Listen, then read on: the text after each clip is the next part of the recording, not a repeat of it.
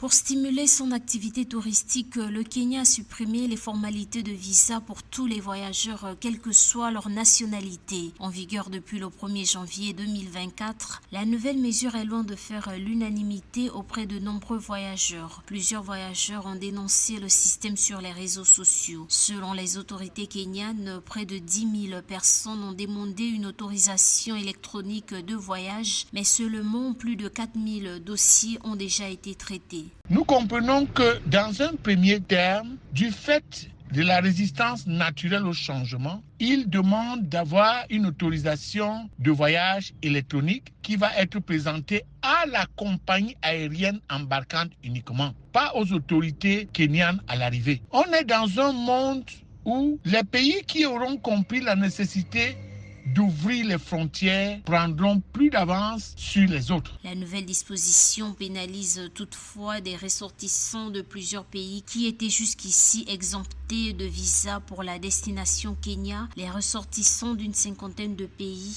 notamment africains comme le Ghana, l'Afrique du Sud, le Zimbabwe et bien d'autres. Désormais, ils doivent obtenir l'autorisation électronique de voyage.